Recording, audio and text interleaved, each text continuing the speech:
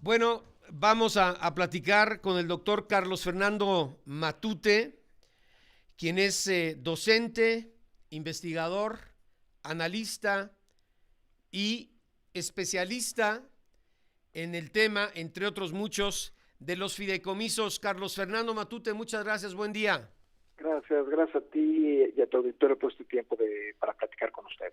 Bueno, pues has publicado reflexiones bien interesantes sobre los fideicomisos. Yo quisiera, si me permites, independientemente de estar muy pendiente de lo que plasmas en tus reflexiones y publicas, si nos hablaras y si estás de acuerdo que siempre se persigue un mismo objetivo cuando se crea un fideicomiso, ya sea público o privado. Pero a diferencia de los fideicomisos privados, donde se respetan generalmente las reglas y su contenido, ¿cuál es la razón de que en los fideicomisos públicos se sufra ese desaseo de la clase política y que les permita cometer tantos actos de enorme corrupción? E históricamente pues hay muchísimos ejemplos, Carlos. Es muy importante lo que estás comentando, que el fideicomiso público y los privados, todos en general, tienen fines específicos para llevar a cabo cuando se determina un recurso para los mismos, cuando el fideicomitente los aporta. Y en esto hago una primera aclaración. Los fideicomisos públicos y privados son contratos que pueden estar ordenados incluso por la Constitución o la ley, pero al final es un convenio, un contrato entre partes. Y esto es muy importante, porque la parte beneficiaria tiene que estar vigilando que el recurso asignado para el fin específico se cumpla, porque tiene derechos. Y la fiduciaria, que es la parte que lo administra, que suele ser una institución bancaria, tiene que estar administrando correctamente. Y el fideicomitente que aporte el recurso también tiene que estar verificando que se hagan los fines. Y se crea un comité técnico donde los tres participan. En el sector público, por la misma naturaleza del comportamiento de las burocracias, puede haber, como bien dices tú, comportamientos no deseados. Y históricamente los ha habido, ciertamente, y ahí quedan documentados. Pero no necesariamente sea la generalidad, habría que ver. Lo que importa es que el fideicomiso, en contraste con a veces gasto presupuestal, existe un comité técnico donde participan las tres partes y ahí se revisa con reglas objetivas la asignación de los recursos al fin para el que está señalado. Y esto es muy importante señalarlo. El fideicomiso público puede convertirse en ciertas circunstancias en un instrumento de mayor transparencia que el gasto que se determina solamente a propuesta del secretario de Hacienda y Crédito Público y que determina el presidente. Y esto es el gran cambio con respecto al Fonden. Cuando existió el Fonden, hay un comité técnico con reglas de operación en el que participaban muchas personas en la determinación, primero, de si se requería otorgar recursos del Fonden a un desastre natural que se tenía que demostrar, y después, para qué se iba a llevar a cabo. En cambio, en la circunstancia actual, los que deciden cómo se distribuye ese recurso, pues al final va a ser el presidente con la propuesta del secretario de Hacienda y Crédito Público, y entonces es menos transparente, más político en términos reales. Puede que mejor orientado, no sé, habría que ver cómo lo orienta el presidente, pero menos transparente. Este es el punto fundamental. Cuando existía el Fonden, había un comité técnico donde incluso participaban Gobernación y las secretarías que solicitaban el dinero y la fiduciaria, en el que se analizaba objetivamente el destino de los recursos. Ahorita no, ahorita va a ser, pues asigna el presidente, como ya lo vimos ayer. Ayer prometió 61 mil millones de pesos que él acordó con el secretario de Hacienda y Crédito Público para destinar recursos, pues aparentemente con un elemento político muy importante. Si Oye, se revisan los sí. si se revisan los puntos de las acciones, muchos son gasto clientelar, mucho va a sus programas sociales estrella, donde él controla el dinero y a quién se le va a otorgar. Y en cambio, en el Fonden, eso pues tenía menos riesgo de ocurrir.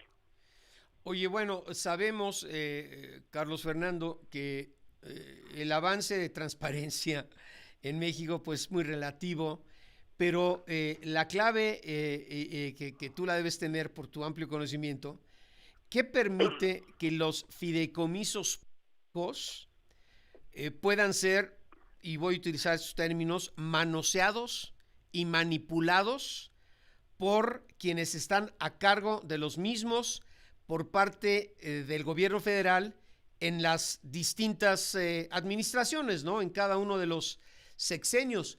Yo recuerdo el famoso de Bahía de Banderas, que bueno, quienes estuvieron encargados de manejar tantos miles de millones de pesos, pues siguen siendo unos hombres riquísimos y sus bisnietos pues no hacen absolutamente nada y siguen gozando de una vida de magnates, ¿no? Por ejemplo, dicen, hay 300, no sé de cuándo es este dato, 400 fideicomisos a nivel federal con casi 1 billón de pesos. Son datos del 2018, perdón. 374 fideicomisos a nivel federal con 835 mil millones de pesos, que equivalían al 16% del todo el presupuesto para el 2018, y no había avances en la rendición de cuentas. ¿Por qué en los públicos sí se puede y en los privados no? El mecanismo entre los públicos y los privados es muy similar. Y la posibilidad de que se desvíen recursos públicos sea tanto en el manejo del presupuesto directo como en los fideicomisos públicos. Así como se pone un ejemplo del mal manejo de los recursos públicos dentro de los fideicomisos, también hay ejemplos de mal manejo de los recursos públicos en el presupuesto directo. Y ahí está lo que pasó lo que ha pasado en muchos ámbitos donde el presupuesto se gasta sin utilizar el fideicomiso. El fideicomiso en realidad es un instrumento financiero, en sí mismo no es malo, ni bueno, ni menos corrupto, ni menos propenso a la corrupción, ni más propenso a la corrupción. La corrupción se puede dar en el gasto directo, cuando se ejerce una partida presupuestal, o cuando se utiliza los fondos de un fideicomiso. Y no estoy de acuerdo contigo. Incluso podemos dar ejemplos, este sexenio, que no es el momento, donde el dinero se ha desviado de las partidas presupuestales en que exista presupuesto.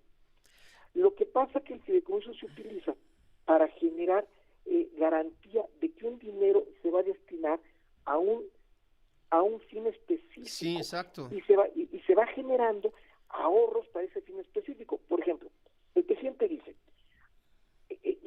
prevalece el Fonden. No, el Fonden se extinguió en 21. Eso se extinguió.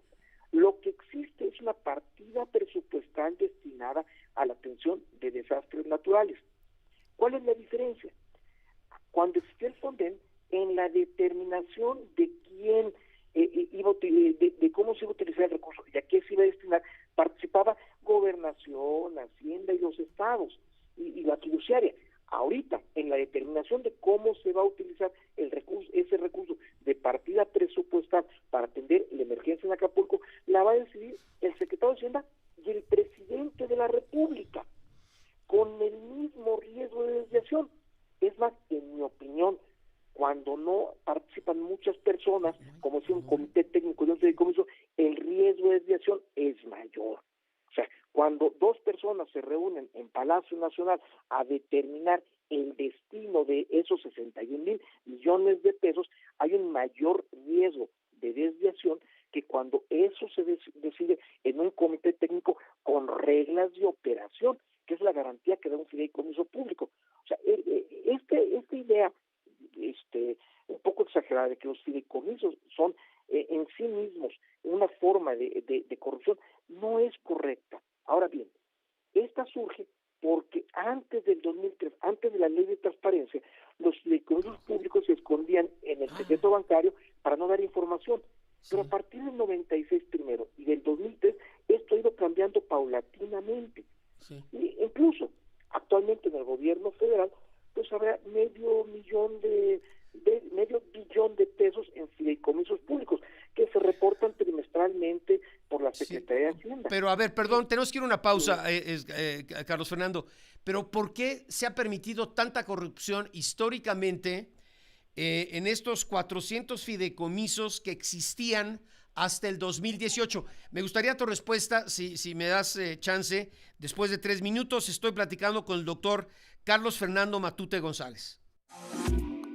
Que en tu muro no todos sean videos de gatitos super cursis.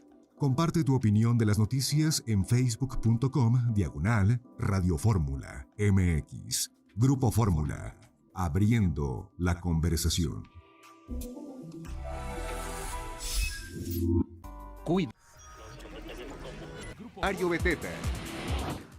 Bueno, regreso a platicar con el doctor Carlos Fernando Matute González sobre el objetivo de los fideicomisos, ya sean públicos o privados, que bueno, Carlos Fernando dice, la creación de cualquier fideicomiso público o privado es para evitar el desvío de recursos públicos y privados en perjuicio de sus beneficiarios. Ahí estaríamos todos de acuerdo, ¿no? En principio, esa es la finalidad. Pero sigue la pregunta, y yo creo que ahí tiene mucha razón el presidente cuando dice, bueno, cuando él llegó al gobierno, este dato, y si no nos debes de corregir, hasta el 2018 había 400 fideicomisos públicos, casi 400, a nivel federal, pero fíjate, solo 19 de estos casi 400 contaban con una estructura que permitía su fiscalización y seguimiento. Y dan otro dato. Al 31 de diciembre del 17, hace 5 años, al menos 150 de estos fideicomisos con recursos públicos estaban constituidos en instituciones financieras privadas, por lo que más de 70,000 millones de pesos eran imposibles de fiscalizar, ya que la información estaba protegida por el secreto fiduciario y el principio de confidencialidad. O sea, como yo que en ese aspecto tiene mucha razón el presidente, dice, era un robo, todo el dinero de los fideicomisos se los robaban, hay que desaparecerlos, han desaparecido pues prácticamente la mayoría. El problema es que todos estos recursos, que son casi 1 billón de pesos, pues me imagino que se integraron directamente a la Tesorería Federal y de nueva cuenta, ahí se vuelve a perder el destino y la etiquetación de los mismos, y quizá, bueno, pues también se siguen prestando a muchos actos de corrupción. Carlos Fernando, adelante. A ver, qué interesante tu última conclusión. Mira, esa parte que leíste al principio de los fideicomisos y las cifras que mencionaste es un mal diagnóstico de Heréndira Sandoval, la que fue secretaria de la Función Pública, porque ella traía esa tara en sus escritos desde hace 10, 15 años. Okay. Así de sencillo. Ahora, el problema que tenemos aquí es que la desviación de recursos públicos se puede dar con fideicomisos o sin fideicomisos. Te voy a dar un ejemplo. Los 10,000 millones de pesos que el secretario de Agricultura, Víctor Villalobos, reconoció que se desviaron de Segalmex. La estafa maestra. Esos eran de recursos presupuestales directos. O sea, aquí la pregunta es, ¿cómo generamos un sistema, un modelo institucional de prevención y combate a la corrupción de todos los recursos públicos, los presupuestales y los de los fideicomisos públicos? Y ojo, el hecho de lo que pasa con la desaparición de los fideicomisos públicos no entidad que promovió el presidente a instancias de la Secretaría de la Función Pública, solamente concentraron la decisión en Hacienda y el presidente, no le dieron más transparencia. Es lo que tú estás diciendo. Ok, esos recursos se recuperaron, entre comillas, de los fideicomisos y se llevaron al presupuesto. En la misma opacidad, no hubo más transparencia. Y aquí se está dando el caso exactamente en el Fonden. A ver, el Fonden desapareció. Y ese dinero se fue a una partida presupuestal. Y entonces ahora se dice, sigue habiendo dinero. Sí, el dinero que decide Hacienda y el presidente asignar, y en último caso la prueba la Cámara de Diputados. Pero eso es menos transparente y la probabilidad, el riesgo de que haya desviación es mayor. Sí. Tú mismo lo dijiste. Qué bueno que los 15,000 millones de pesos, si fuera posible eso, de los fideicomisos de la Corte, se fuera a la reconstrucción de Acapulco, sí, siempre y cuando hubiera un comité Claro. y estuviera vigilando esos recursos. Esos son los comités técnicos de los fideicomisos. Y fíjate, paradójicamente, la mejor solución para que este recurso se destine correctamente al rescate, a la reconstrucción de Acapulco, es un fideicomiso para el rescate de Acapulco. Eso es lo paradójico, para que los que aporten estén vigilando que se destinen correctamente a los sectores necesitados y en las acciones adecuadas. No. Se va a crear Sí. un fideicomiso con su comité técnico. Esto es lo paradójico. Sí, así porque, mira, están escribiendo, estoy tratando de resumir 2, 3 opiniones. Es que dicen, de una caja fuerte, donde supuestamente están cuidados los dineros, se pasa a otra caja fuerte, donde seguramente, y el objetivo es también que cuiden los dineros. Dice, pero el problema es que no se sabe quién tiene la llave para abrir la primera caja fuerte, ni la llave para abrir la segunda caja fuerte. Entonces, pues nada más pasa de la al inciso B y sigue exactamente lo mismo. Y esto que tú mencionas es muy interesante. Y hablamos esta semana, por ejemplo, con el presidente de los hoteleros de Acapulco, con el presidente de la Coparmex, con el presidente del Consejo Coordinador allá también en Guerrero, etcétera. Y ellos decían, bueno, o comentábamos, ¿no? Urgente, que en este proceso de reconstrucción del puerto de Acapulco, ve tú a saber cuántos miles de millones de pesos, se habla entre 200,000 y 500,000 millones de pesos, bueno, o 600,000, da igual, bueno, pues son muchísimo dinero. Bueno, la sociedad, expertos fiscalizadores, yo no sé si contadores públicos o abogados o lo que sea, tienen que integrarse a una especie de consejo de administración para que por primera vez en la historia de este país, tanto dinero para un objetivo que es urgente, que es la reconstrucción de este punto turístico que ha tenido prestigio durante siempre a nivel mundial, pues pueda hacerse con disciplina y con transparencia, Carlos Fernando. Es que el comentario que hace nuestro amigo de la caja fuerte es ejemplificativo. Uh-huh. La caja fuerte en sí misma no es la mala, el fideicomiso no es lo malo. El problema es quién tiene la llave, cómo maneja la llave. Y eso es lo que donde nos tenemos que concentrar, más que estar denostando a la caja fuerte. Eso es un discurso absurdo. Lo que hay que ver es quién maneja la llave y cómo la tiene que manejar. Y entonces generar un sistema institucional que te permita hacer lo correcto. Y en ese momento entran dos discusiones que se van a, los dos debates que están ahorita en la palestra pública. Oye, y es lo mismo, Carlos Fernando, de lo que comentaba, yo no sé si es la misma persona del auditorio que nos escribía o nos ha escrito varias veces cuando hemos abordado el tema de prohibir ya el uso discrecional y arbitrario de los recursos públicos. Él decía, bueno, oye, estamos hablando aquí, ¿no? Que se concursan 20,000 puestos de elección popular en el 2024, ¿no? Desde la presidencia, gubernaturas y todo lo demás. ¿Por qué se matan por tratar de llegar a cualquiera de estos 20,000 puestos de elección pública, desde la presidencia hasta el regidor más humilde del municipio más pobre de este país? Pues porque se les va a dar la llave de una caja fuerte. En algunos casos es una caja chiquita que tú puedes llevarte de tu oficina a tu casa, y en otros es la bóveda del Banco de México, que bueno, pues tienes un monstruo de dinero para pues canalizar quizá como se te pegue la gana, ¿no? Ajá, pero no solamente eso, y ese es el segundo punto que estaba yo comentando. Hay que tener mucho cuidado qué está pasando ahorita en la función pública con la reorganización de los órganos de control interno.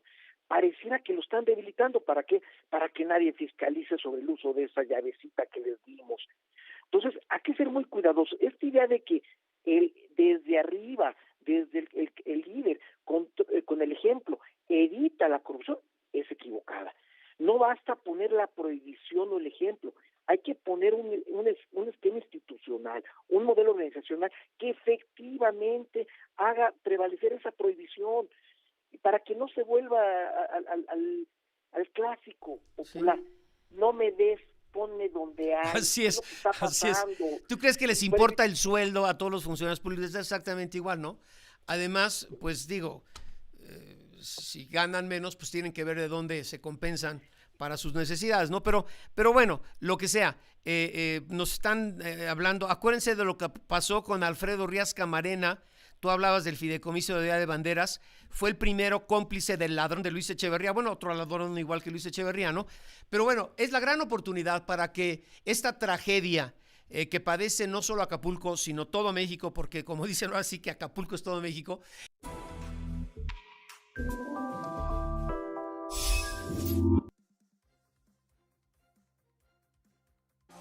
Sigue en la conversación con Oscar Mario Beteta.